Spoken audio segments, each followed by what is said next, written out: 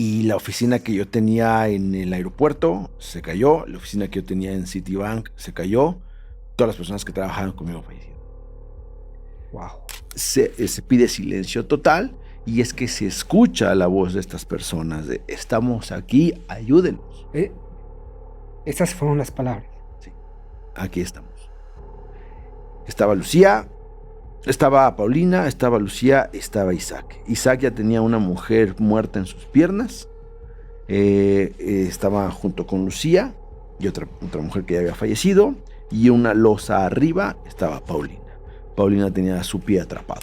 Le dice en un momento a Paulina, con el piecito bueno o malo, pero te saco de aquí. ¿A qué se refería? A que si era necesario hacer pues un amputamiento se tiene que hacer, ¿no? Porque estaba atrapada por completo. En otro espacio que encontré vital donde podría haber gente, vi una silla portabebé. Cuando yo vi esa silla portabebé, yo le rogaba a la vida que estuviera vacía esa silla. Le rogaba a la vida que cuando volteara yo esas sillas no hubiera nadie, ¿no? Entonces cuando la gente te abraza y te agradece, te empieza a caer el 20 de calma, lo hiciste bien, ¿no? Hiciste lo que se pudo hacer, ¿no?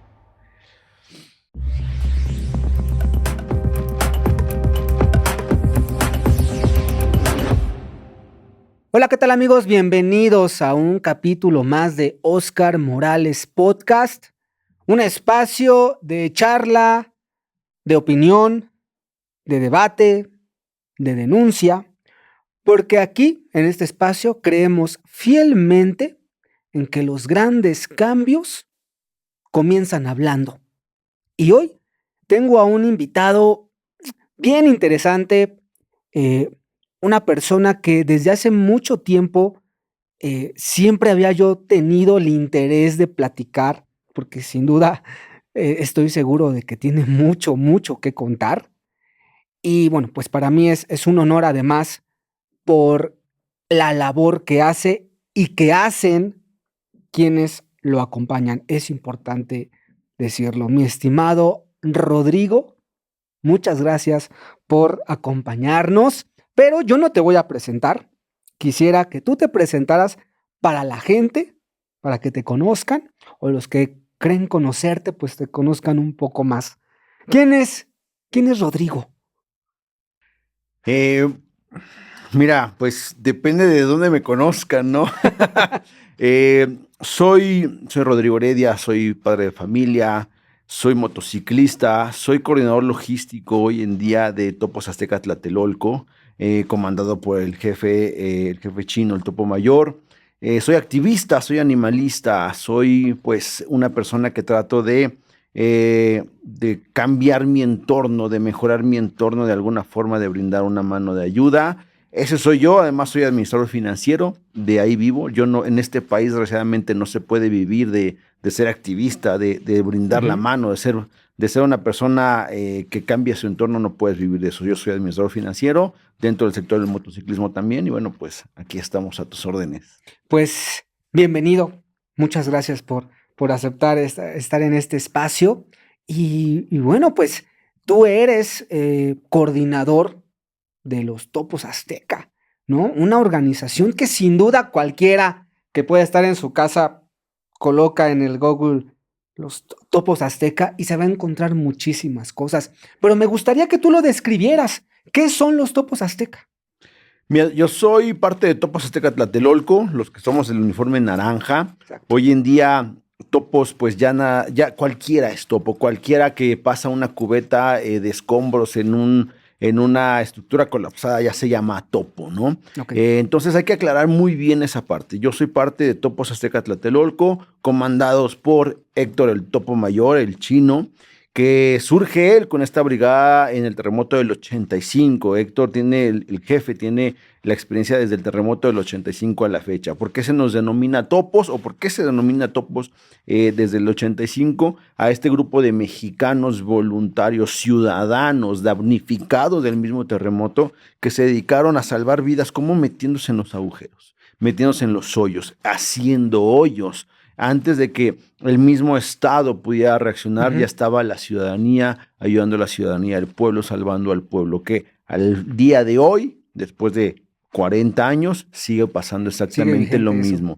El Estado es insuficiente, y hablemos del Estado que quieras, de México, de España, de Turquía, y es la ciudadanía, el pueblo ayudando al pueblo. Esos son los topos, y nosotros somos los topos aztecas tlatelolco. Oye, y tú, Rodrigo, ¿cómo te involucras? Porque, pues, bien lo mencionas, son ciudadanos comunes y corrientes, pudiéramos decir. Si no traen el uniforme, pues una persona normal, no dependen de ninguna institución gubernamental, tengo entendido. Pero tú, Rodrigo, ¿cómo llegas ahí? Mira, yo trabajé 12 años en aviación. El estar en aviación y el viajar tanto, viví en Venezuela, viví en Haití, viví en Estados Unidos, aquí en México. Yo crecí en Oaxaca, que es una zona sísmica, ¿no? Entonces todo esto me obligó a irme preparando en muchos aspectos de el primer respondiente. En Estados Unidos son muy estrictos en la parte de estar preparados, ser los first responders que le llaman, ¿no? En la parte incluso de estar dentro del staff de la aviación. A pesar de que yo era la parte financiera administrativa, me obligaban a tomar ciertos cursos. Además de que llevo pues muchos años, ya al día de hoy llevo aproximadamente 15 años de activista. Entonces toda esta parte y el activismo me llevaba a centros de acopio, a hacer muchas cosas que tienen que ver con la ayuda, ¿no? El perfil se iba como redondeando un poco. Lo que fue para mí pues detonante fue el terremoto de Haití de hace 15 años ya 15 años, va para 15 años. Yo vivía en Haití y en Venezuela de forma simultánea. Yo viajaba, una semana estaba en Haití, una semana estaba en Venezuela y una semana estaba aquí en México. Por azares del destino, una persona me dice, oye, ¿por qué no cambias? Bueno, la mamá de mis hijas, mi exmujer, me dice, oye, estaba embarazada de mi primera hija, ella.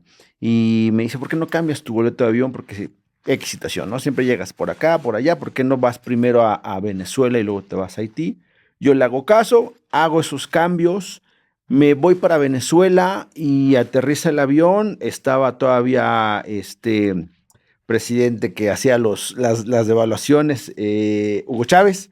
Se acababa de decretar una devaluación, creo que del 200%. Yo era responsable de repatriar las utilidades de Delta Airlines en ese momento. Y bueno, pues Delta Airlines perdió la mitad de las utilidades que estaban por ahí. Entonces me reciben con esa llamada de urgencia de finanzas y como ocultándome mucho que había pasado algo en Haití, ¿no?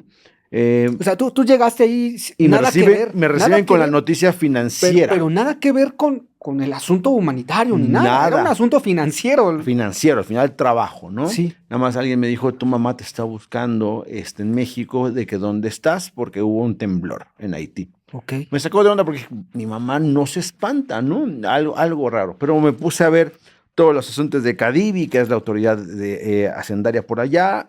Después de ciertas horas veo que la gente se empieza a poner más tensa, como que no me dejaban acercarme mucho a televisión, a muchas cosas, hasta que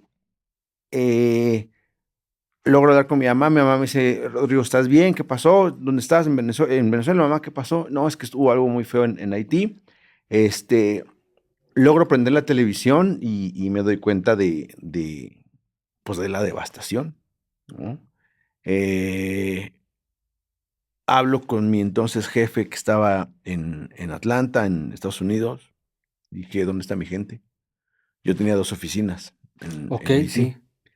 Una era... Tú vivías en Haití y vas a Venezuela y ocurre en Haití el sismo. Y la oficina que yo tenía en el aeropuerto se cayó. La oficina que yo tenía en Citibank se cayó. Todas las personas que trabajaban conmigo fallecieron. Wow.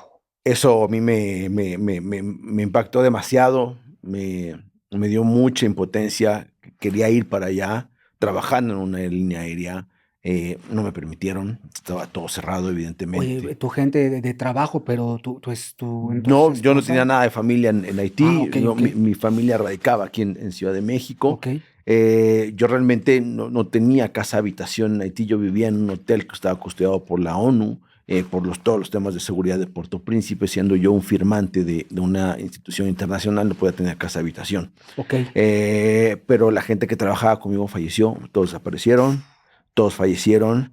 Las dos oficinas se cayeron, no me dejaron regresar a Haití nunca más.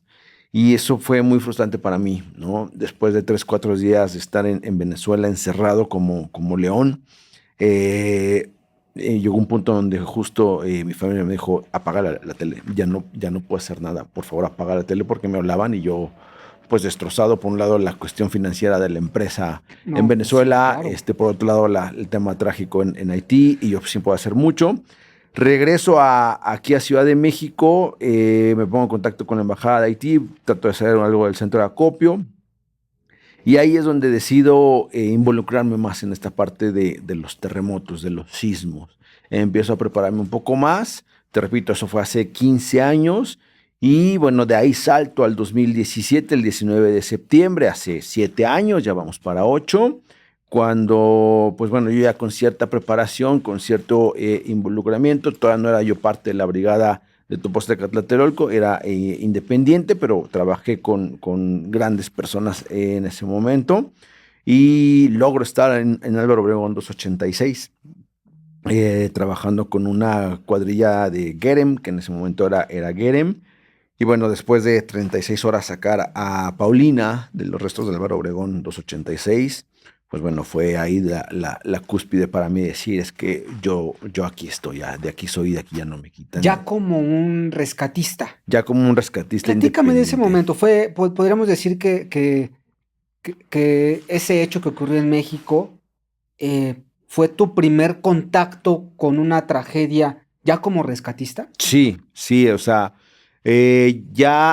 una tragedia de esa magnitud, una situación de catástrofe de esa magnitud fue la primera. Había manejado situaciones más locales, más pequeñas, apoyos en situaciones de derrumbe, en situaciones de desgajamientos, cosas por el estilo, pero un sismo de esa magnitud fue la primera vez.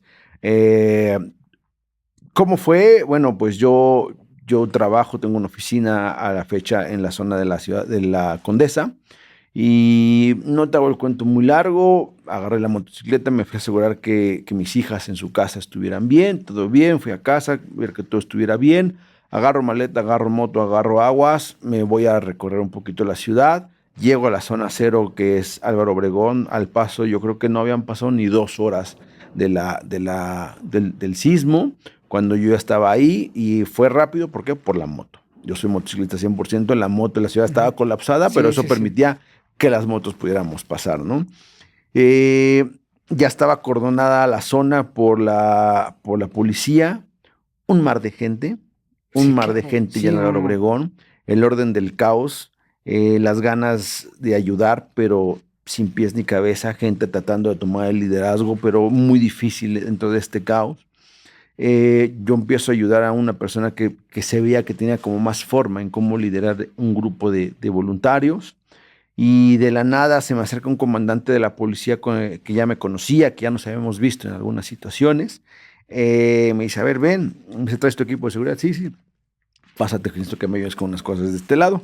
Me pasa a la zona ya coordinada por la policía, y me pidió que lo apoyara a unas maniobras, a subir con poleas, equipo de gente que estaba ya arriba, no de Álvaro Obregón 286, sino de 2 edificios contiguos, que fuera donde podíamos subir y bajar.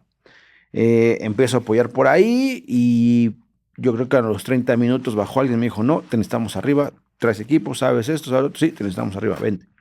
Y ya me subí a Álvaro Obregón 286, así es como llego a Álvaro Obregón 286 realmente, ya con casco, con botas de servicio, con guantes, con todo.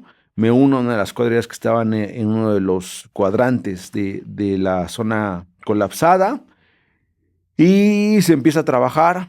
Empezamos a tener contacto con gente muerta, empezamos a encontrar gente que no lo logró, empezamos a apoyar en la labor de extraer, pues cuerpos, ¿no? En la labor de encontrar gente con vida, o gente pues que ya no lo... Cuando tú ingresas en este edificio, pues destruido o eh, ¿cómo es estar ahí adentro? Eh, el polvo, los que están ahí que te acompañan, ¿qué se dicen entre ellos? ¿Hay silencio? ¿Cómo es la atmósfera cuando sabes que están buscando una señal de vida? Mira, te puedo decir, para empezar, desde que entramos ahí a 2 edificios contiguos, que es para irnos al techo y de ahí poder brincar a Álvaro Obregón, desde ahí sientes una pesadez. Un edificio que ya no tiene luz, que hay hollín, que sabes que el edificio no está mal, pero pues escuchan ciertos crujidos. Ok. Vas alumbrando con tu lámpara y se ve el halo de la luz por el hollín que hay. Desde ahí empiezas a sentir una atmósfera extraña, silencio total dentro de ese edificio. Por cuestiones de maniobras tuvimos que tumbar las puertas de algunos departamentos para salir a los balcones y poder subir con cuerdas equipo.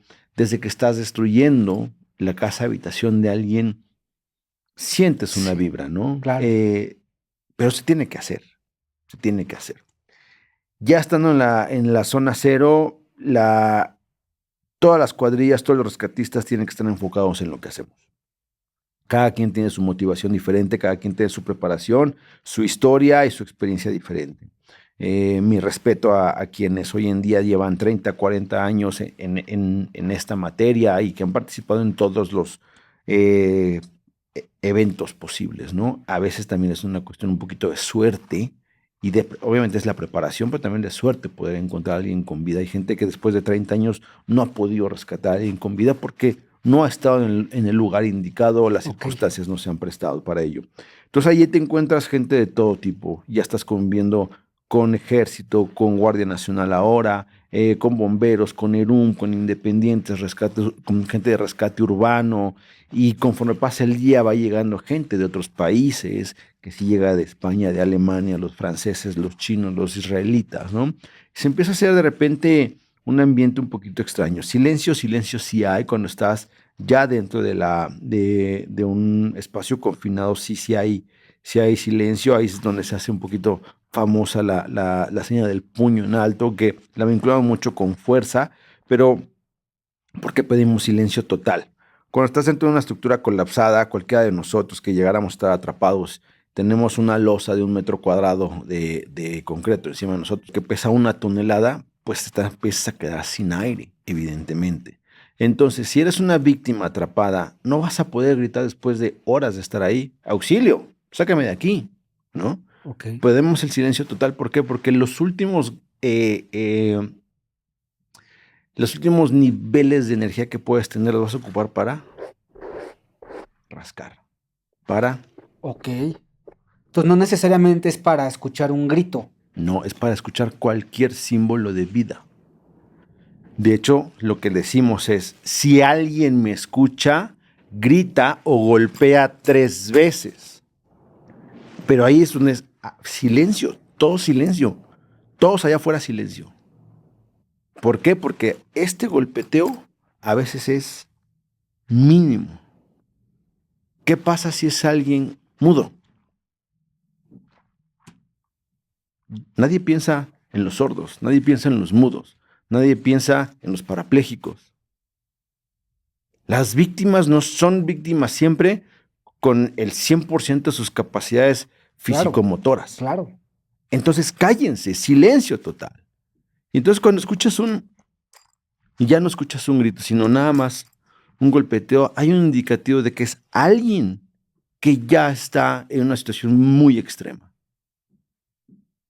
Y ahí es donde se vuelve pesado, se vuelve difícil, hacer un contacto auditivo con alguien en estas circunstancias, sabes que tienes el tiempo contado, pero no por eso te puedes dar el lujo de hacer las cosas mal.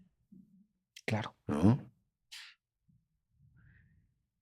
Cuando escuchamos a Paulina, cuando hacemos el contacto auditivo con Paulina, Isaac y Lucía. ¿Cuál fue ese contacto? El contacto. O sea, ¿dónde estabas tú? ¿Y cómo te das cuenta de que aquí hay alguien? Yo estaba afuera, encima de la estructura, ya se había hecho, ya Guillermo Anguiano en ese momento estaba como líder de esa célula, él había dicho dónde hacer la excavación. Ok. Por los planos, por los cuadrantes, por todo lo que él ya sabía y por toda su experiencia, dijo, aquí vamos a buscar, aquí podemos tener espacios vitales, se hacen las excavaciones por parte del equipo, yo estaba afuera apoyando en la parte de la estructura, Y después de hacer estas maniobras, se pide silencio total y es que se escucha la voz de estas personas de estamos aquí, ayúdenos. Esas fueron las palabras. Sí, aquí estamos. Estaba Lucía, estaba Paulina, estaba Lucía, estaba Isaac. Isaac ya tenía una mujer muerta en sus piernas. Estaba junto con Lucía y otra mujer que ya había fallecido. Y una losa arriba estaba Paulina. Paulina tenía su pie atrapado en unas losas. Okay. ¿Cuáles son tus nombres? Anote nombre.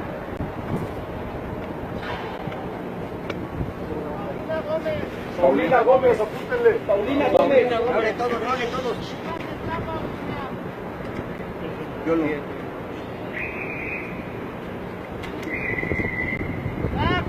Isaac, ¿qué? Isaac Ayala. Ayala. Ok. ¿Qué más? Paulina Gómez. Lucía Samara. Lucía Samara. Lucía Samara. ¿Me puedes mover? Lucía, ¿te puedes mover?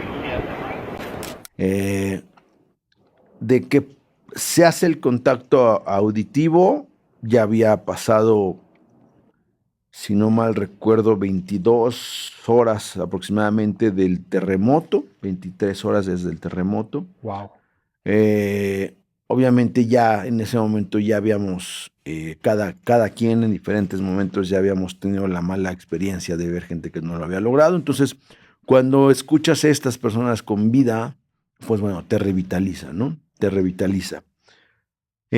Pasan las horas, no son extracciones tan inmediatas, siguen pasando las horas, empieza a llover, nos evacúan. Dejas otra vez a estas personas en la nada, en la penumbra, después de que ya te escucharon, después de que ya estás haciendo este trabajo psicológico de conectar con ellos y sacarlos un poquito de su realidad, que es una obligación. No puedes nada más concentrarte en la tarea, también tienes que hablar con esta persona. Aquí estamos, Paulina, te vamos a sacar, oye, ¿cómo te la estás pasando? Oye, ya vimos que tienes una sonrisa bien bonita, oye, nos vas a invitar a cenar cuando salgamos de aquí, ¿eh? Haces un poquito del trabajo de acompañamiento para sacarlos de la realidad. Pero después de eso, te evacúan, los vuelves a dejar en medio de la nada, sin ellos poder entender qué está pasando. Es complicado. Nos evacuaron 2 veces, una por lluvia, otra por réplica. El pavimento mojado es más pesado, una réplica se vuelve más peligroso, ¿no? Sí. La tercera vez que nos quieren evacuar, se toma la decisión de ya no salir. La cuadrilla toma la decisión de ya no salir, nos quedamos ahí hasta que saquemos a las personas que están atrapadas en estos espacios confinados. Bueno, honor a quien honor merece. Estamos grabando este video nada más de rápido. No nos vamos a tomar mucho tiempo, nada más grabar a la gente que está aquí desde hace horas, desde anoche. Más de 24 Al rato horas. lo subimos al Facebook, porque honor a quien honor merece, que son toda la gente que está por acá chingándose. Hay gente que no ha ido ni a su casa por estar aquí protegiendo. Tenemos 3 sobrevivientes más. Aquí están los nombres. Paulina Gómez, Isaac Ayala, Lucía Zamora. Estamos trabajando para el rescate coordinado de diferentes agrupaciones. Ahí te va. Firma acá, para que vean. Cuidado. Sin hacer ruido, ¿no? Ahorita vamos a dar indicación. Oye, jefe. Y bueno, se empieza a hacer la maniobra, por ahí estaban grandes rescatistas, Tatú, Sony, gente que es muy reconocida en el medio. Estábamos haciendo las maniobras, el niño que era un rescatista de Querétaro es el que se mete junto conmigo al final a la estructura para poder extraer a Paulina. El niño le dice en un momento a Paulina, con el piecito bueno o malo, pero te saco de aquí. ¿A qué se refería? A que si era necesario hacer pues un amputamiento se tiene que hacer, ¿no? Porque estaba atrapada por completo. Afortunadamente no hubo necesidad, pero son decisiones que se tienen que tomar. Más integridad física que tu pierna. ¿Estamos de acuerdo? Ok. Con un pie buenito o malito, pero viva te tengo afuera.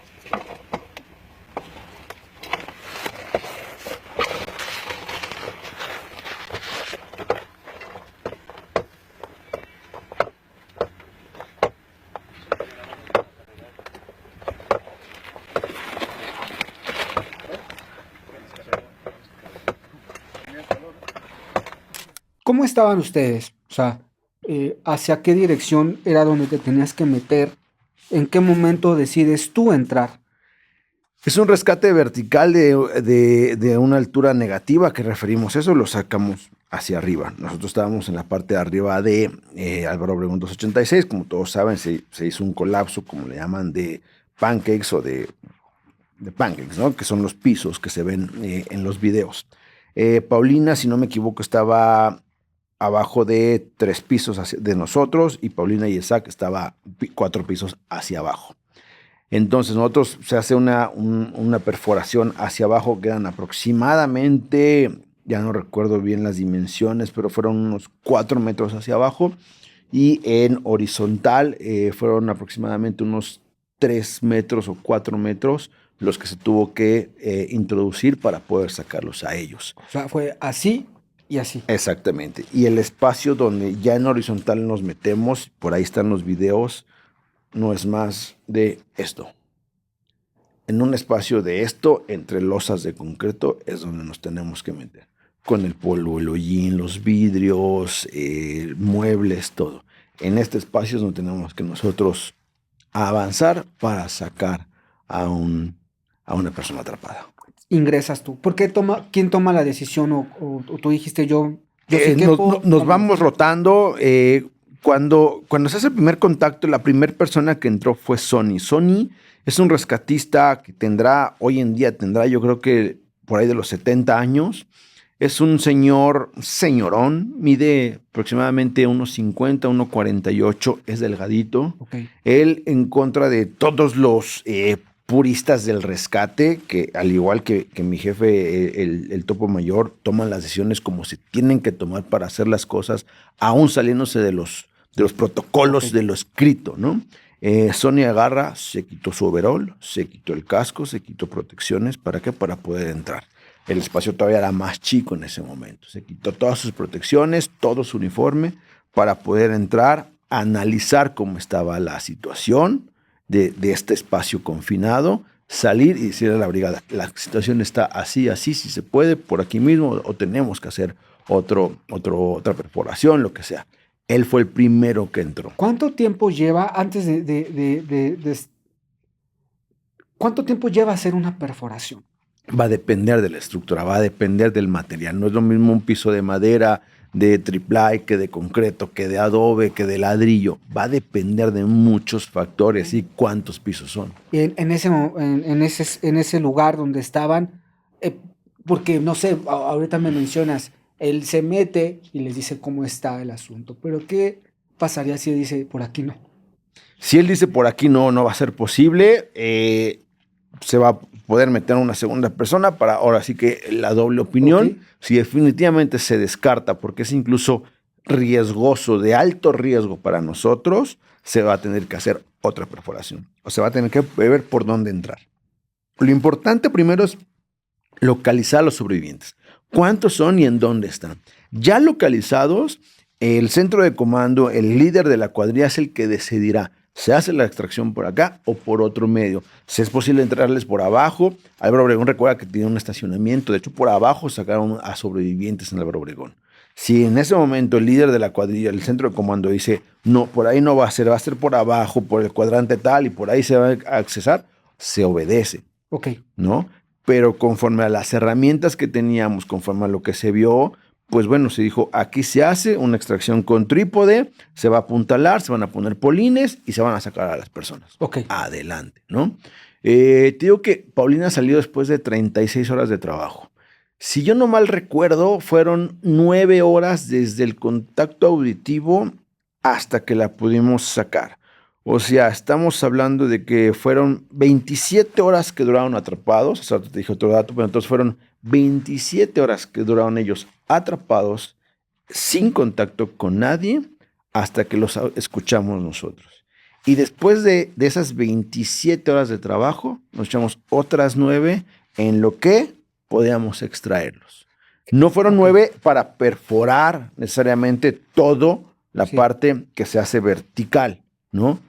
Se hizo parte de la excavación vertical. Ya ahí se alcanza a escuchar que estaban ellos y se empieza a excavar más de zona vertical para poder tener el acceso horizontal. Ok. Entonces son muchas horas, Sí, son claro. muchas horas. ¿Por qué? No se trata de extraer por extraer, pones en riesgo la vida de ellos, la vida del equipo. Lo primero es la vida del equipo.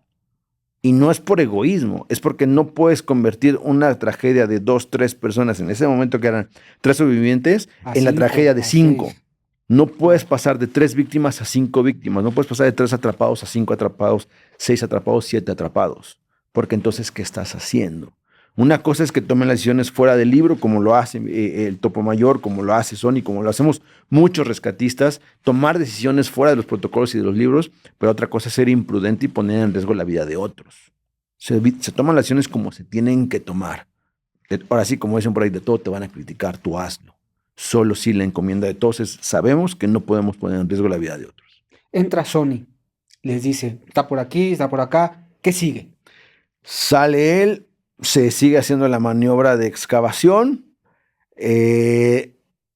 Después de un rato que ya están los espacios apuntalados, que ya tenemos más acceso, entra una doctora jovencilla, si no me recuerdo de la Cruz Roja, le damos acceso, se le da acceso para que evalúe un poquito la situación de Paulina, pero no pudo ver bien cómo estaba Paulina, se tuvo que salir. Entro yo al espacio con el celular para grabar con el celular un poquito de cómo estaba todo. Todavía no tenías contacto visual. No. O sea, ustedes nada más la escuchaban. Ok. Salgo con el video, se lo enseño al líder de la cuadrilla, él empieza a tomar decisiones, se empieza a hacer las excavaciones, apuntalamientos, todo. Y en qué momento, cómo decido entrar yo, la verdad es que te soy sincero, ya ni me acuerdo. Llega un punto donde estás operando. Es más, inercia es... Estás operando, eres parte de un equipo. Ok. ¿No? Yo, mi posición en ese momento, y ahora yo no soy líder, yo soy parte de una operación. A mí me dicen, vas para allá. No tienes mucho tiempo de chistar. Sí, no. Okay. Te toca y te dicen, te sales, porque va a ser relevo con él. Bueno, relevo, punto, se acabó. Okay. ¿No? En mi brigada, hoy en día, Topos Aztecas, Tlatelolco, nos enseñan el desprendernos de lo material, desprendernos del ego. No hay vida, no hay muerte, no hay papá, no hay mamá. Eres tú, se acabó. ¿No? Es ayudar al otro, Te quitas del egoísmo de lo material para trabajar, para operar. Y desde entonces lo tengo, desde el 19 de septiembre tengo esa parte y los rescatistas lo tienen. Es laborar para sacar a una persona con vida. Entonces, ¿cómo tomo la decisión? No lo recuerdo, solo sí recuerdo que en algún punto medité de, está muy peligroso esto, porque empezaba a llover nuevamente, te das cuenta que empieza a crujir el concreto nuevamente. Pensé en mis hijas, sí, sin duda, pero ahí me quedé, ¿no? Operando con la brigada. En ese momento estaba, te digo, trabajando con un rescatista que le llamaban El Niño. Yo me quedo ya que el niño tiene acceso visual a Paulina, Okay. ¿no? Ok. Pues, repito, estaba la estructura como en L. Sí, en L. Yo me quedo en este vértice de la L, por así decirlo, viendo hacia arriba el trípode y a toda la gente de la cuadrilla. Él se mete y empieza a excavar, ¿no? Tal cual, con sus manitas, me empieza a pasar escombro. Yo con cubetas agarro el escombro, los empiezo a pasar para salir, para empezar a sacar y hacer un poquito de espacio. Conforme él se va metiendo, yo me voy metiendo atrás de él, voy sacando escombro, vamos sacando escombro por horas, hasta que ya tiene el acceso más directo a Paulina, ¿no? Y es donde él se da cuenta que el pie está atrapado, el donde le dice esta parte de, pues con un pie bueno o malo, pero viva te sacó de acá. Paulina, Lucía e Isaac estaban todavía abajo, también nos escuchaban. Okay. A Lucía yo le mencionaba, oye Lucía, ya vimos una fotografía tuya, nos dijeron que ya vimos que tienes una sonrisa bien bonita, Cosa curiosa, Lucía cuando la extraen, hay una foto de ella viendo de arriba hacia abajo, donde ella está viendo hacia el cielo, con una sonrisa enorme, ¿no? A Paulina, el niño le dice, vas a ver, cuando salgamos de aquí nos vas a invitar a cenar. Yo le digo, sí, a mí también, ¿no? Cuando sale Paulina, le grito, vas a ver a cuántos vas a invitar a cenar, a todo el equipo que somos, ¿no? Son historias que vas ahí como conectándote, tienes que empezar a hablar, lo que te decía hace rato, a conectar, porque Claro. no es un número, es una persona, es la hija, la pareja de alguien, la hermana, que alguien lo está esperando allá afuera, ¿no? Y también lo tienes que hacer más ligero para ti. Ingresas tú. Ingreso yo tienen atrás contacto. del niño, ya estábamos pues ciertamente con los dos con el cuerpo adentro. El niño logra ya liberar a Paulina después de algunas maniobras donde hubo pues mucho grito, mucho dolor por parte de ella, pero ¿Tú ya la veías? no, a Paulina nada más veía su pie y una mano. Yo alcanzaba nada más a ver un pie y una mano, Ok. con sangre, evidentemente. Y bueno, pues él la empieza a agarrar y bueno, hay unas maniobras de arrastre específicas, ¿no? Donde yo tengo que agarrarlo a él para que él pueda jalar a Paulina, ¿no? A la víctima en ese caso. ¿Por qué? Porque si yo no lo agarro y él la jala y ella está muy atrapada, pues Se puede ir. él se va, él Ok. se acerca más a ella que acercar a la víctima, ¿no? Son maniobras de arrastre que se tenían que hacer. ¿Me lo puedes quitar de aquí? ¿Llevártelo hasta allá arriba?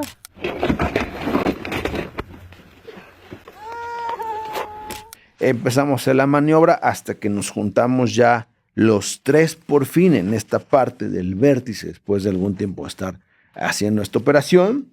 Yo le doy mi casco a Paulina, me salgo de la perforación, le ponen un arnés a Paulina con el tripié que teníamos y la extraen.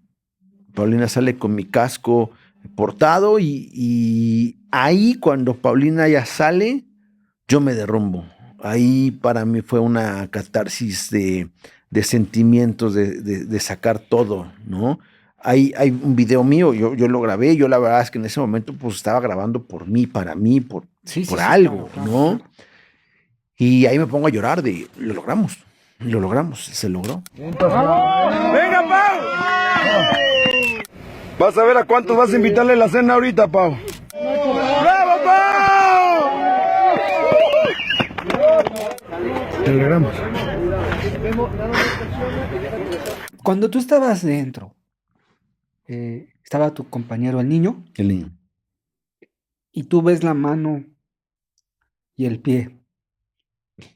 Perdón, es que me lo imagino y wow.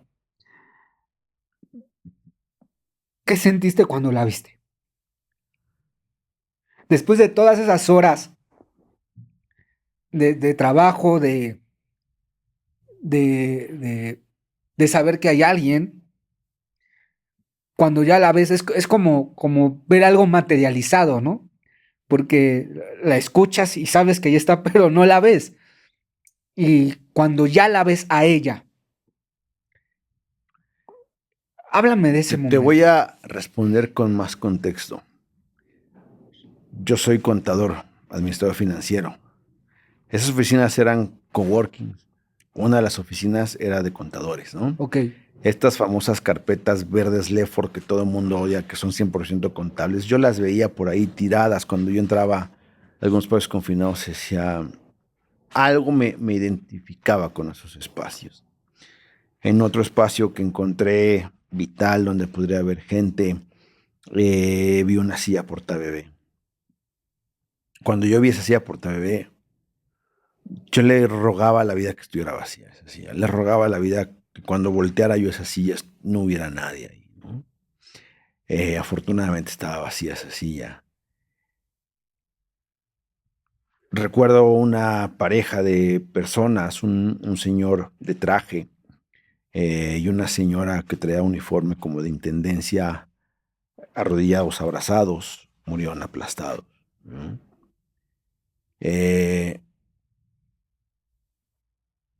Ver partes de cuerpos, no, no son partes de cuerpos, son partes de una persona.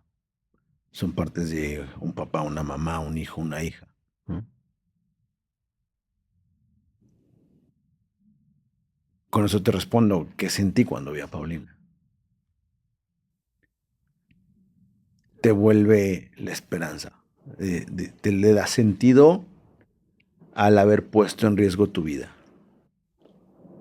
Le da sentido a decir aquí me quedo, no salgo. Le da sentido a 36 horas de trabajo en equipo. Es catártico, es una experiencia que no la puedes comparar con nada. Nosotros no le estamos dando una segunda oportunidad a nadie. Nosotros nos estamos dando la oportunidad de mejorar nuestro entorno. Y ojalá que el día de mañana esto sirva para inspirar a otros a que no seamos indiferentes. Porque como bien lo decías, nosotros somos ciudadanos, como cualquiera. La diferencia es que estamos preparados de alguna forma para poder responder, para salvarte a ti, para salvar a quien sea, cuando sea necesario.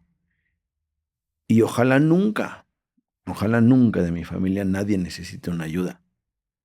Pero yo le ruego a la vida que si alguien de mi familia un día necesita una ayuda, haya un Rodrigo, haya un Sony, haya un niño, haya un chino, que den la vida por rescatar a alguien de los míos, de los escombros. Y ojalá nunca lo necesite. Cuando tú ves a Paulina y la están por sacar o le empiezan a hacer las maniobras para sacarla, ¿cruzaron palabras? ¿Qué decían? ¿Cuáles fueron tus primeras palabras a Paulina? ¿O qué decía ella? Yo, digo, cuando le estaban ya haciéndole esta extracción del trípode, nada más grité de, vas a ver a cuántos vas a invitar a cenar. Fue lo único que le grité. Ya cuando estaba la extraen, se le pasa al equipo médico. Nosotros, no, como tal, tenemos que entregarla al equipo de médicos. Yo nada más me la acerqué y lo único que yo le dije fue, lo lograste, Pau, lo lograste. Es un caos, una conmoción. Te lo tengo que decir, la gente se empieza ya ahí a jalonear por llevarse a la víctima, por salir con la víctima como una medalla, ¿no? Yo me quité, nos quitamos muchos de la cuadrilla, nos quitamos, llévensela, sáquenla, quien quiera sacarla, sáquenla. Sí. Llévense la foto, no es problema. Yo con Paulina estuve en contacto. Durante mucho tiempo, hasta que ya desapareció del radar por situaciones personales que no pudo superar después del 19 de septiembre de 2017, pero yo todavía 2-3 años estuve en contacto con ella y cada año nos veíamos. Ella muy agradecida, evidentemente un respiro para ella. Platicamos muchas veces de lo que sentía o de lo que sintió y ella pues, simplemente decía que no creía lo que le estaba pasando, ¿no? Y eso, el no me creo lo que me está pasando, es lo que te dice todas las víctimas. Lucía dijo lo mismo, Isaac dijo lo mismo. Hace unos meses estuve en un programa de televisión con otras víctimas, igual de Álvaro Obregón, pero de otra zona, donde también decía, Diosito, ¿por qué me está pasando esto? Si yo soy una persona buena, mis hijas, mi marido, yo ayudo, ¿por qué está pasando esto, no? Y entonces ver a los rescatistas para ellos es como de, hay alguien aquí, no estoy solo, no estoy muerto, no estoy muerta, ¿no? Las demás personas que estaban atrapadas eventualmente, porque me dices Paulina, pero todavía había dos más. A nosotros ya por protocolos nos extraen, entregan víctima, van para afuera porque en ese momento ya está entrando otro grupo, otra cuadrilla, otros elegidos, por así decirlo, para seguir con las maniobras. No se puede quedar todo el equipo de, ya sacamos uno y aquí estamos, justamente. ¿Por qué? Porque allá abajo hay otras 2 personas. Así es. No pasó ni una hora y sacaron a Lucía y sacaron a Isaac en esa misma excavación que se hizo. Los 3 vivos, los 3 con su vida, Isaac en Estados Unidos, Lucía en España y Paulina aquí en Ciudad de México, cada quien con su vida retomándola de formas diferentes, ¿no? Ese día, seguramente, bueno, ese año 2017, pues, todos lo vivimos de muchas formas. Eh, ¿Estuviste presente en más rescates? Mi vida cambió ahí, te lo digo tal cual, porque yo tomé videos, algunos videos con el celular en algunos momentos, bajo, y no había señal, pero de repente entre estos tiempos los logré subir en mi Facebook, que era como el Facebook de cualquier ciudadano de a pie mortal Sí, que sí, sí, tienes sí, claro. a tus amiguitos y a tus 2 tías que le dan like a todo. Eh, Me sacan de la estructura, me voy a descansar unas cuantas horas. Regreso a Condesa, Álvaro Obregón 286, ya no me dejan entrar a laborar porque ya estaban todos, ¿no? Los israelitas, los japoneses, todo. Empiezo a caminar yo en la Condesa, no es cierto, ese mismo día en la noche. Ese mismo día en la noche, antes que yo regresara a Condesa, voy a cenar unos tacos y una persona me dice, ¿tú eres Rod? Sí. Y me abraza, me dice, muchas gracias por lo que hiciste. ¿Cómo? Sí, vimos que estuviste en ese rescate. Gracias. Me sacó de pedo. Recibo WhatsApps de amigos. Oye, ya vi tus videos. Hay gente que empieza a decir, oye, es que estás en todos lados. Yo, Sí, pero no lo. Yo estaba todavía como en ese trance de lo que estaba claro, pasando, claro. ¿no? Me voy más tarde ya a Condesa al día siguiente y la gente me empieza a abrazar, ¿sabes? Señoras, señores, sobre todo llorando. Ahí sí como que me di cuenta, ¿no? Y me quebré un par de veces de, ¿qué pedo? ¿Qué pasó? Yo mismo no, yo seguía muy clavado con las muertes. A pesar de que fue catártico el sacar a Paulina, yo seguía muy clavado con las muertes. Con haberlas visto de una forma tan aberrante, ¿no? Y con el paso de las horas dentro de la misma tragedia, pues te vas informando de que fue todo, mucho de eso se pudo haber evitado si no hubiera sido por la negligencia de un imbécil que se le hizo fácil quitar algunas cuantas columnas de contención para hacer sus salas de junta más grandes, ¿no?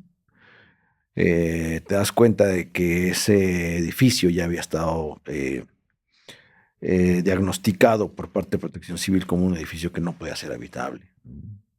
Entonces todo eso, y cuando ves las muertes, te va causando ciertos enojos que vas enconando, ¿no? Entonces cuando la gente te abraza y te agradece, te empieza a caer el 20 de, calma, lo hiciste bien, ¿no? Hiciste lo que se pudo hacer, ¿no? Y ya no entré a Zona Cero el 19 de septiembre, me quedé como coordinando centros de acopio. Tuve bajo mi mando la coordinación de 4 centros de acopio diferentes con colectivos ciudadanos. Durante aproximadamente 2, 3 meses estuvimos con centros de acopio hasta que, pues te lo voy a decir tal cual es, hasta que la mano del gobierno nos quitó, ¿no? Nos quitó, nos acusaron de robo y nos quitaron centros de acopio para hacernos a un lado y que ya se callara el tema del 19 de septiembre, ¿no? Sí, yo tuve que huir de la policía. Después de 3 meses de haber salvado personas, me trataron como delincuente a mí y a otras personas. Es lo mismo que está pasando un poquito en España. El gobierno no te quiere quitar una tonelada de ayuda a una despensa, te quiere quitar el poder. La política es poder. A los políticos no les interesa que la ciudadanía tenga el poder de salvar a otros ciudadanos. ¿A qué voy? Después de 3 meses de tener centro de acopio, yo estaba parte de la coordinación que tenía del centro de acopio de Parque Misquits y de Durango.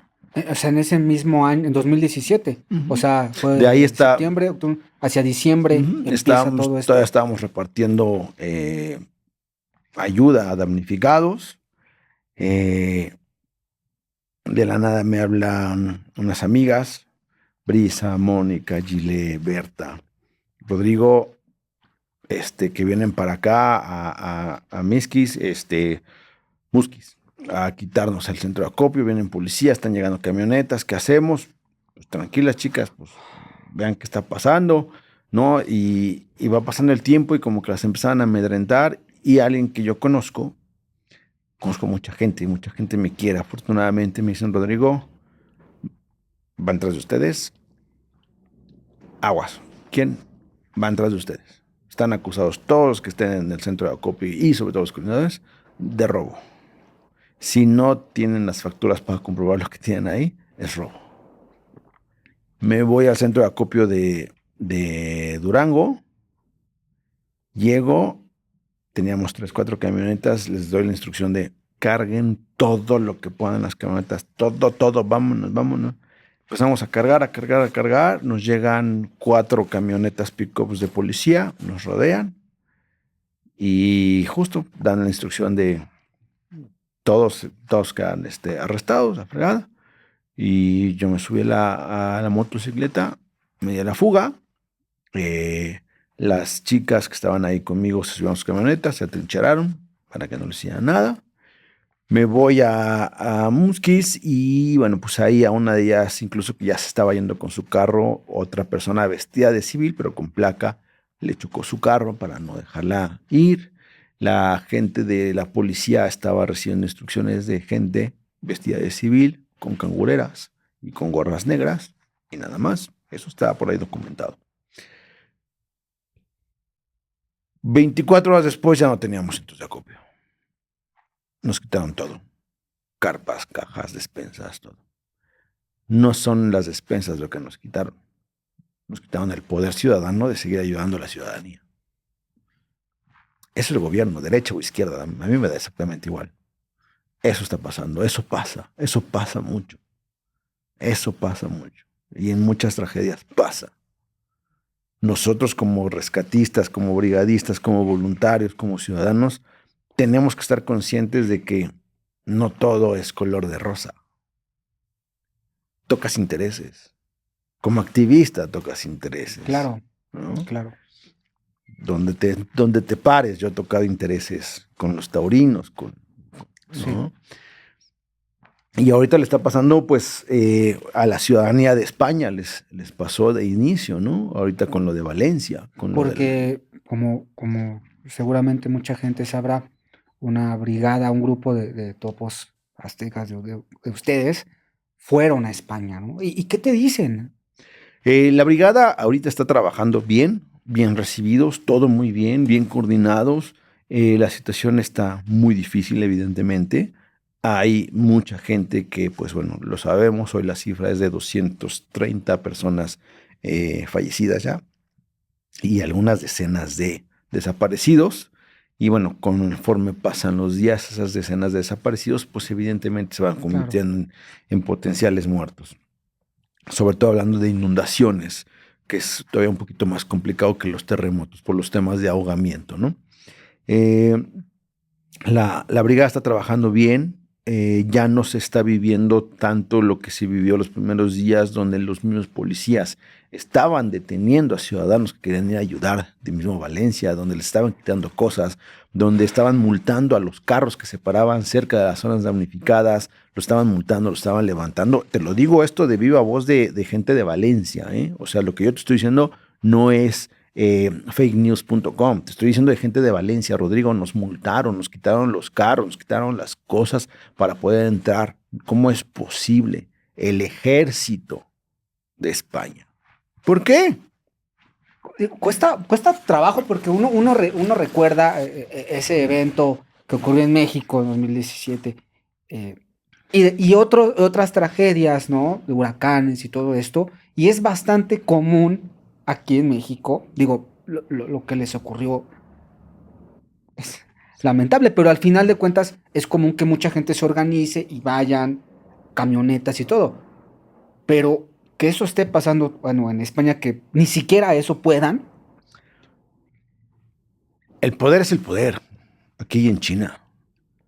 Izquierda o derecha. El poder es el poder, ¿no?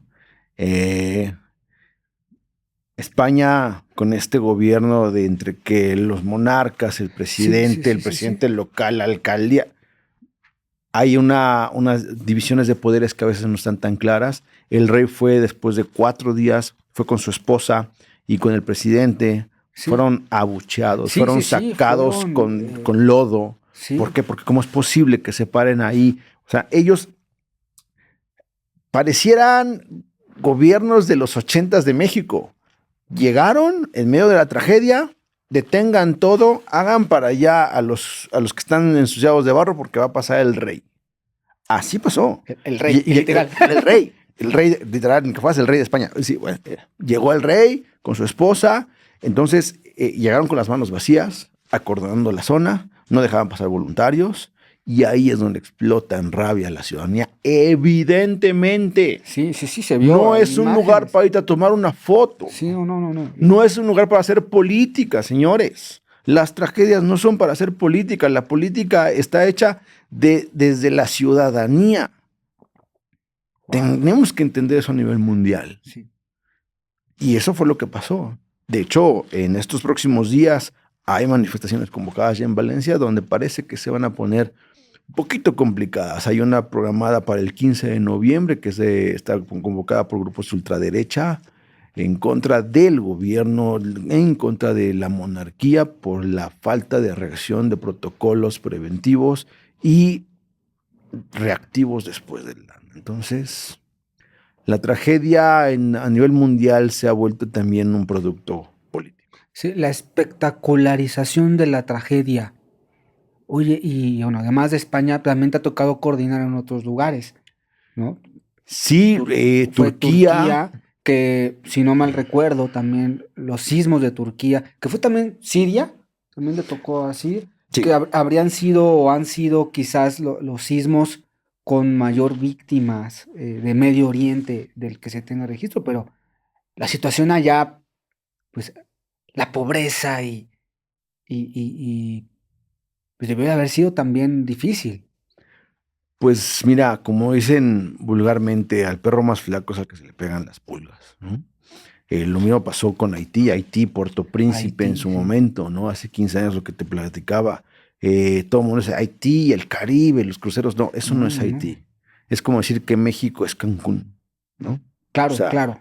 Puerto Príncipe era, perdón la palabra, horroroso y espantoso antes del terremoto hace 15 años y después del terremoto fue peor todavía, ¿no?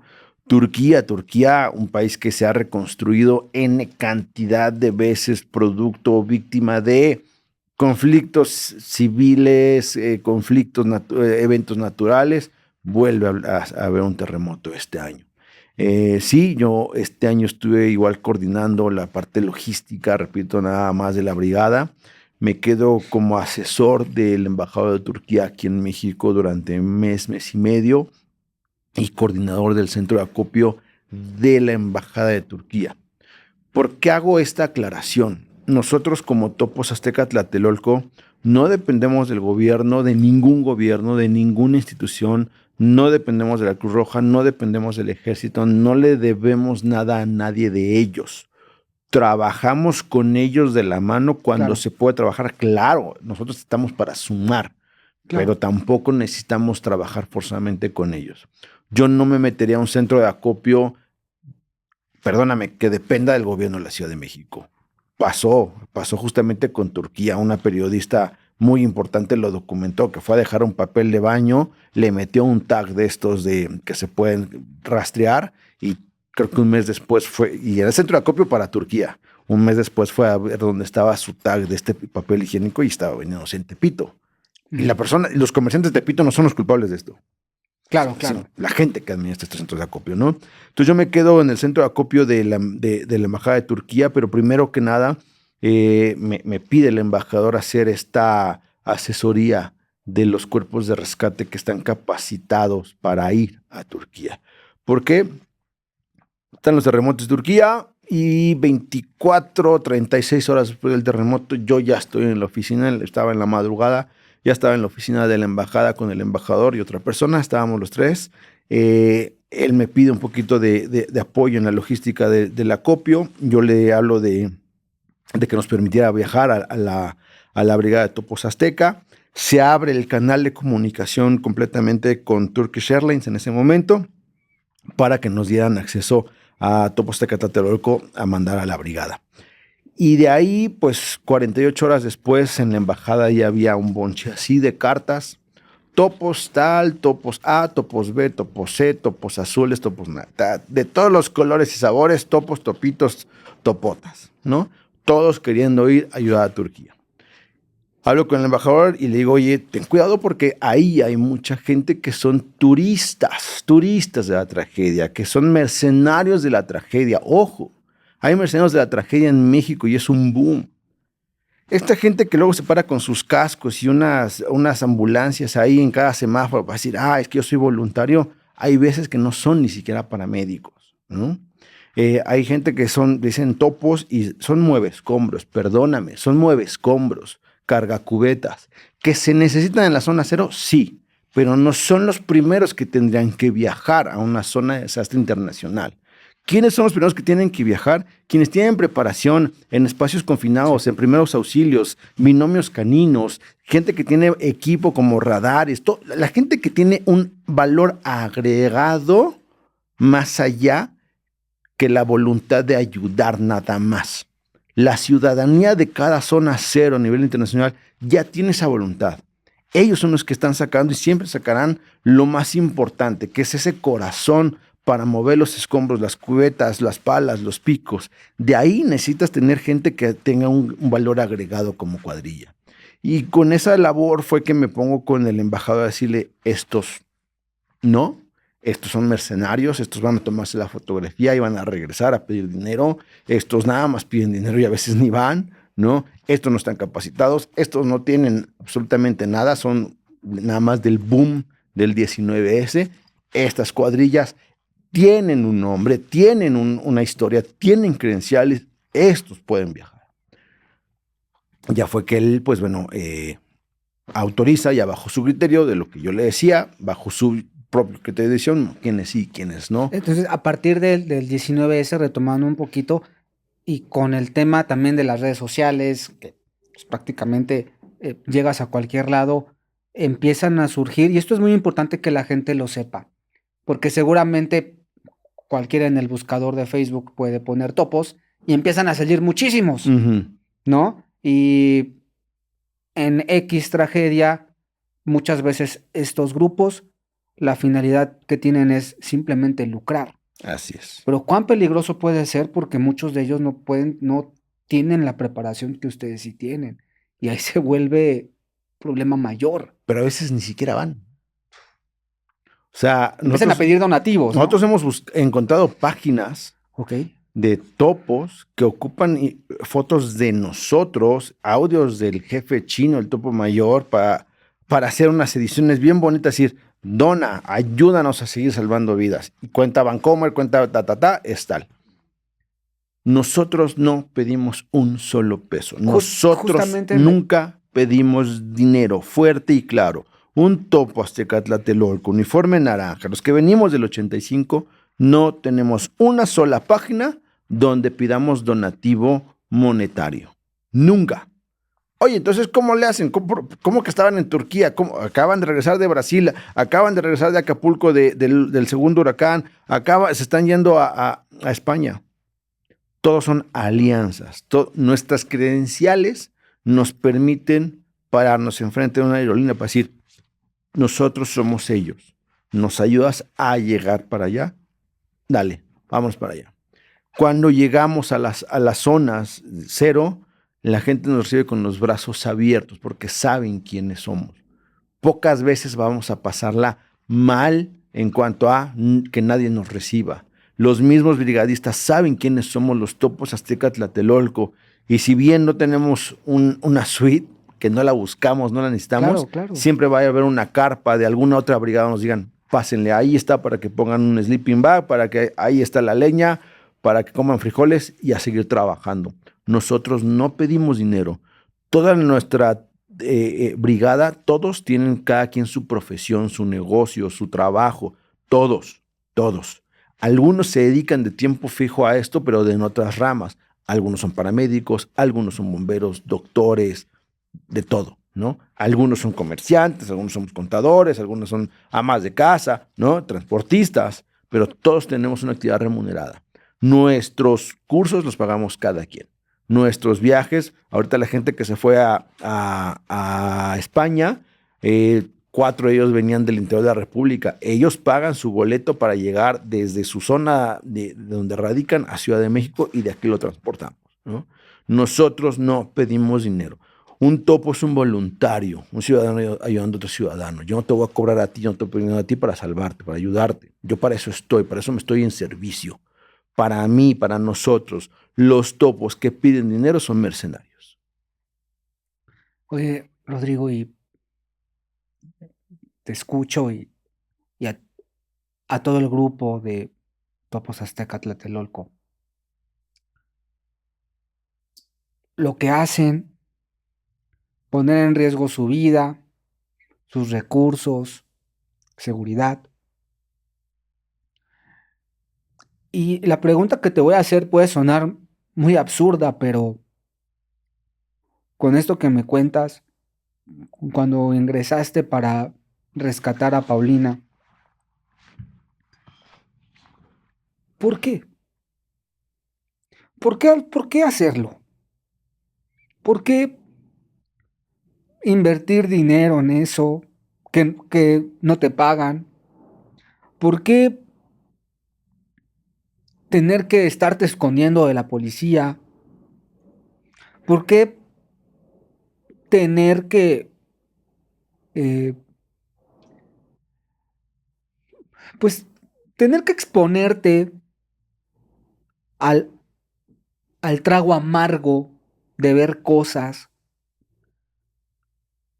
¿Por qué hacerlo? O sea, perdón que te lo pregunte, ¿qué necesidad tienes de hacerlo? ¿Por qué alguien como tú lo hace? ¿Por qué? Por mis hijas, por mi hijo, por ellos. Yo pasé mucho tiempo alejado de mis hijas. Y yo lo que buscaba y busqué mucho tiempo es que si a mí algún día me pasara algo, cuando mis hijas estuvieran grandes, supieran que su papá fue un buen hombre. Hoy que tengo una buena relación con mis hijas, hoy que mi bebé es un bebé, lo sigo haciendo por ellos, para inspirarlos, para dejarles un mejor mundo y para que si algún día ellos necesitan algo, nadie dude en ayudarlos. Este mundo nos lo estamos acabando, este planeta nos lo estamos acabando. Y si no somos capaces de dejarnos de ver como indiferentes y como desconocidos, no somos capaces de nada. Si seguimos etiquetándonos por la barba, los tatuajes y los aretes como una persona peligrosa y alguien que tiene traje como una persona buena, sensata y profesional, seguimos haciéndole caso nada más a los estereotipos de la imagen, de los imaginarios. Yo quiero hoy pensar que también estoy luchando contra eso, contra los prototipos, contra los estereotipos del bueno y el malo. Todos podemos ser buenos, todos podemos tendernos una mano, todos podemos respetarnos, todos podemos ayudarnos. Y ¿sabes qué? Todos necesitamos ser salvados, porque todos estamos rotos. Todos necesitamos un abrazo, todos necesitamos llorar, todos necesitamos decirte hasta la madre. Todos necesitamos decir, güey, abrázame. Todos queremos decir, ya no quiero. Entonces yo hoy, todo esto lo sigo haciendo para inspirar a otros, a decir, tú puedes ayudar, tú puedes hacer algo por alguien, tú puedes sumar voluntades. De alguna forma, solo deja de ser indiferente. La indiferencia nos mata. ¿En qué cree Rodrigo? En mí, por muy ególatra que se pueda escuchar, creo en mí. Yo creo en las energías. Yo creo en el manejo de energía. Creo en mí. Creo de que estoy en una etapa donde me estoy rodeando de la mejor energía posible. Estoy limpiando mi energía. Yo creo en la energía, creo en mí. Creyendo en mí, puedo creer en los demás, no al revés. Validándome yo a mí mismo, ya no necesito que me validen los demás. Me han criticado, me han amenazado, me han perseguido. Yo creo en mí, creo en lo que estoy haciendo. Creo que lo que estoy haciendo es lo correcto, es lo que necesito hacer ahorita. Yo hoy daría todo por estar con mi equipo en Valencia. Yo hubiera dado todo por irme a Turquía. No me fui. Mi lugar era aquí. Mi lugar era hacer lo que yo tenía que hacer aquí. ¿Por qué? Porque creo en mí. Creo en mis capacidades y tengo que hacerle caso a eso. Creo en mi energía. No soy todopoderoso, no soy invencible, soy humano, tengo errores, muchos, demasiados, tengo un genio de la chingada. Pero creo en mí y creo que estoy haciendo algo mejor que ayer. ¿Tú crees en la esperanza? Sí. ¿El milagro? Creo en la esperanza. La palabra milagro creo que es muy fuerte, ¿no? Porque inmediatamente te lleva una connotación para todos estrictamente religiosa, ¿no? Sí. Pero sí creo en la esperanza. Creo que, creo que la energía es algo impredecible y que donde menos te lo imagines vas a encontrar vida y vas a encontrar la oportunidad de ayudar a alguien y vas a encontrar la oportunidad de cambiar la vida de alguien. No necesariamente siendo rescatista, simplemente con un abrazo, ¿no? Dándoles un poco de amor. Creo en la esperanza y creo en la energía. Y tu energía la transmites y tu energía vale. Te pregunto, Rodrigo, hay muchos que creen en los superhéroes. Para mí tú eres uno, por lo que haces, tu equipo. Pero si Rodrigo pudiera tener un superpoder, ¿cuál sería?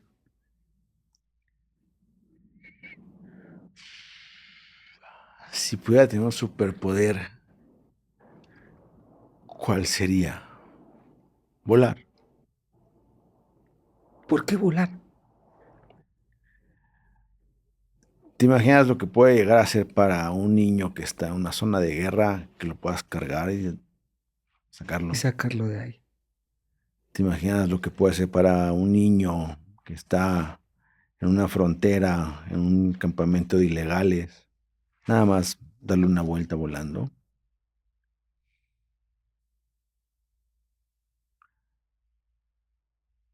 Dentro de la parte activista que no tiene que ver con la parte de rescatista, lo que más me duele son los niños. Lo peor que he visto son los niños. Niños, bebés que se los están comiendo las ratas. Niños que están acostados junto a personas que se están ahogando en su vómito.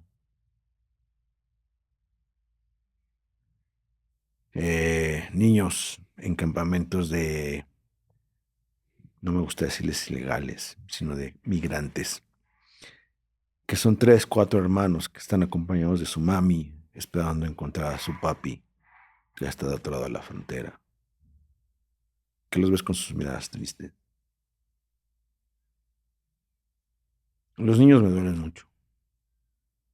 Quisiera poder volar para ellos, con ellos, darles algo, darles un momento. La parte del activismo que yo hago, no trato de cambiarles la vida, solo trato de cambiarles un instante cuando voy. Me disfrazo, me pongo una botarga que tengo de dragón, me pongo una máscara de perro, de luchador, me voy en la moto, con mis amigos, en la camioneta, a veces solo. Les llevo juguetes, los abrazo. Yo no trato de cambiarles la vida, solo trato de cambiarles un instante, ¿sabes?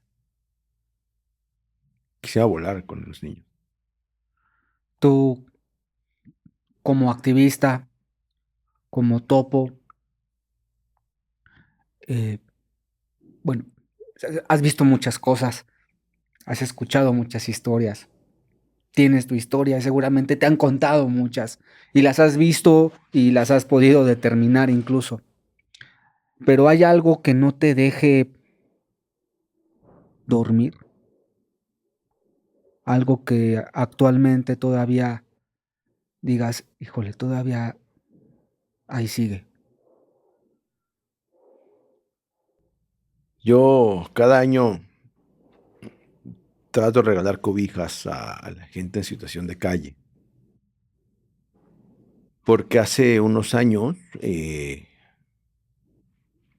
trabajo con muchas asociaciones, fundaciones, y con una de ellas hacemos posadas cada año, ¿no? Y una de ellas hace unos años llegó un chico, Jorge, muy mal, pues en condiciones muy malas, en silla de ruedas, intoxicado. Y llego diciéndole a la directora de esa fundación, amiga mía, mamá, pues, ya no quiero estar aquí, sáqueme de aquí, ya no quiero estar aquí. Y ella, por cuestiones de protocolos, en la situación en la que él estaba intoxicado, no se lo puede llevar a ningún lado. Tiene que estar en sus 5 sentidos. Le dijo, sí, Jorge, pero calma, mañana pues te buscamos, o en unos días que estés más tranquilo, ya no te metas nada, venimos por ti. Ok, Jorge se llamaba. ajá. ¿Qué edad tenía Jorge? No habrá pasado de los 25 años, yo creo. En silla de ruedas. Se le da se le da un poquito de ropa, se le da una cobija. ¿Llegó solo? Sí, pues como parte de la comunidad Ok. de gente de calle. Y se la cobija, alimento, ya. Con todos los que estaban por ahí en ese evento de ayuda, se fueron, ¿no? Y al día siguiente me hablaron por teléfono en la mañana para decirme que, bueno, pues que le habían, pues, otra gente de situación de calle, le habían quitado la cobija, le habían quitado todo y murió de hipotermia ese día. Eso a mí me pegó mucho, ¿sabes? Me dolió mucho. Fue una pérdida que me quedé clavada muy, muy fuerte y me prometí que, pues, a partir de ese año yo iba a ayudar cada año a la gente en situación de calle en llevarles cobijas, chamarras, suéteres. Y lo he logrado, pero no he logrado sacarme esa espinita y creo que nunca me la voy a poder sacar. No me culpo de nada, a nadie, son cosas que tienen que pasar. Así tienen que pasar. Pero no deja de ser una espina que se te queda ahí clavada en la experiencia, ¿no? Eso. Tú has podido convivir seguramente con muchos grupos rescatistas de muchas partes del mundo y reaccionar a tragedias, México o en otras partes, y al final se convive con la gente de esos lugares, ¿no? ¿Cómo eh, catalogarías, por así decir, la preparación que tienen los mexicanos en comparación con la de otros países? Por ejemplo, los franceses que luego han venido, o en España, los españoles, de Israel, de Estados Unidos. ¿Cómo tú ves?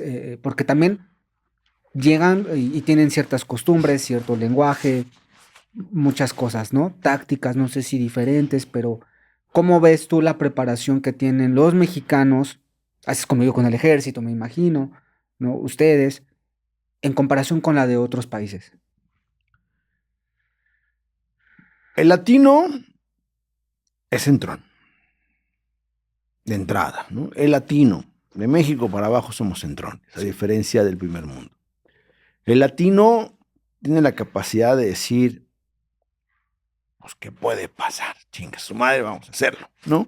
Y de ver la forma de solucionarlo, más allá del protocolo y del entrenamiento.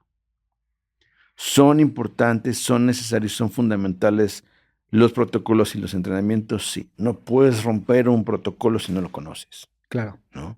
No puedes romper las reglas si no las dominas. Nosotros como mexicanos, y en concreto mi brigada, lo que tenemos, que te puedo decir que nos hace mejor al resto de brigadas, no a nivel México, sino a nivel mundial, Ok. es que no esperamos la autorización de nadie para hacer algo. La única autorización que nosotros esperamos es de la ciudadanía misma. Si llegamos a cualquier parte del mundo y la misma ciudadanía nos dice, aquí no entras, no entramos. No insistimos. No hay héroes, no hay insistencia. Por el contrario, si llegamos a un lugar donde el gobierno dice, aquí no pueden estar, pero la ciudadanía dice, por favor, vengan a tal edificio, a tal colonia, a tal pueblo, con permiso, vamos para allá. Punto. Fuera de cualquier estándar y protocolo. Fuera de invitaciones formales. Nosotros no recibimos ahorita ninguna carta solicitando nuestra presencia en Valencia, España. Fuimos. ¿Por qué? Porque queremos y porque podemos. Y porque lo vamos a hacer.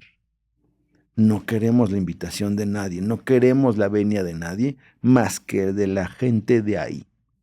Y ya estando ahí, eso sí, tienes que respetar usos, costumbres, religiones y creencias. Claro. Sabemos que los musulmanes son muy estrictos con el manejo de sus cuerpos, de la misma muerte, ¿no? Ok. Ahí sí no es de, bueno, porque quiero y porque puedo me lo llevo. No, ojo.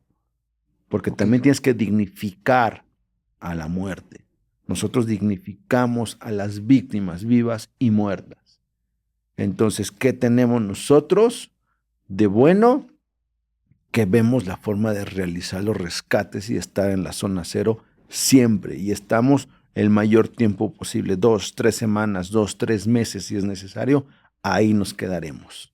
En contra de brigadas de otros lugares del mundo, donde el protocolo y el estatuto dice que tienes que tener la carta de autorización de la TSAR, y bueno, después de 72 horas ya no vale la pena que estemos aquí porque las esperanzas de vida, bueno, nos retiramos.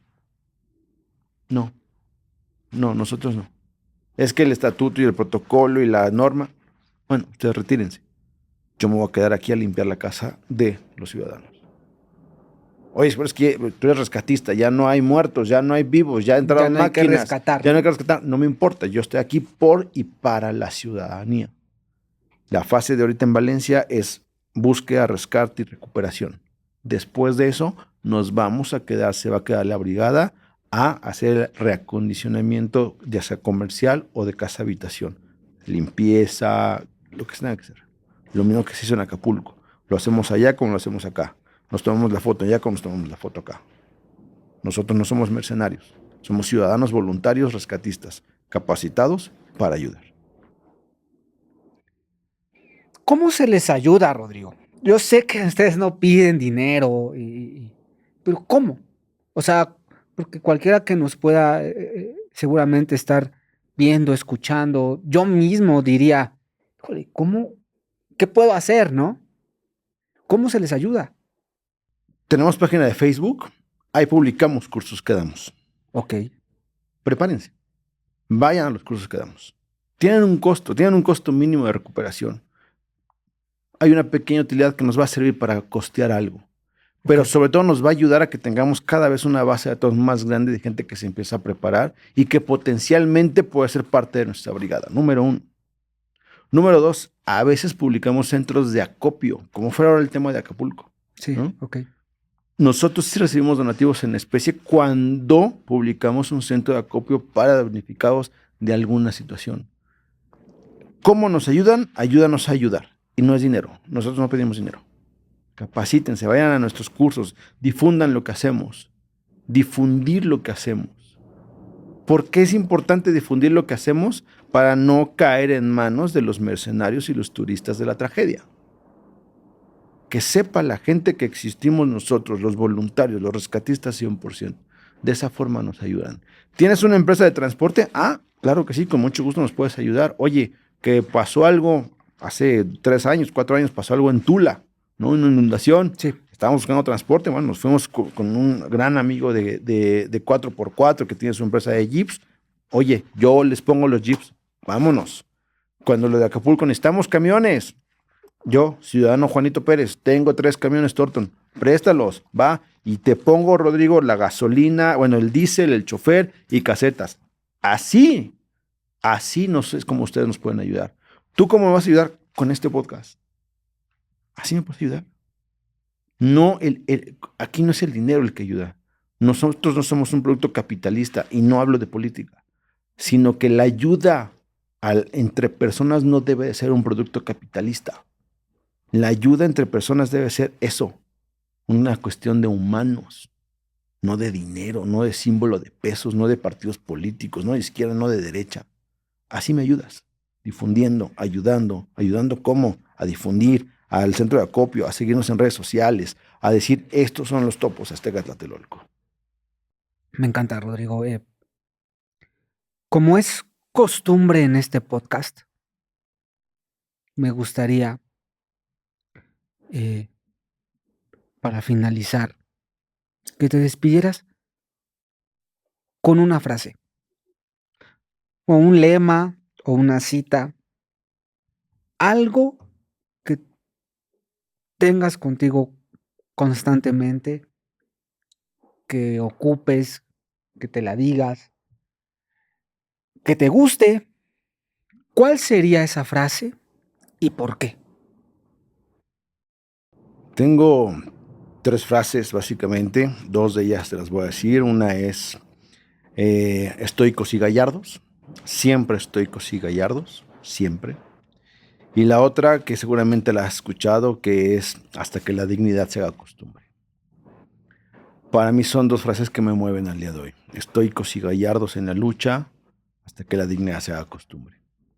Tenemos que dignificarnos unos a otros, de forma gallarda, de forma estoica. El estoicismo es cómo reaccionas tú basado en los acontecimientos que te rodean. Eso es lo único que depende de ti, cómo reaccionar a los acontecimientos que te rodean. Hay que ser estoicos, no hay que derrumbarse. Y aún derrumbado hay que ser estoico, hay que ser gallardo, hay que ser una persona con la frente en alto. Y no por ser ególatra, sino por ser una persona que se sabe parar, porque toda la gente que está a tu alrededor la puedes inspirar. Y ahí es donde empiezas a dignificarte tú y a dignificar al que está al lado y dignificar al que está pidiéndote una ayuda. Darle un peso a la persona que está en la esquina y decir, ya ayudé, eso no es ayudar de forma digna. Velo a los ojos y dile, toma, que tengas buena tarde, hermano. Ese mismo peso, no es nada más tirar la mano y tirarle el peso.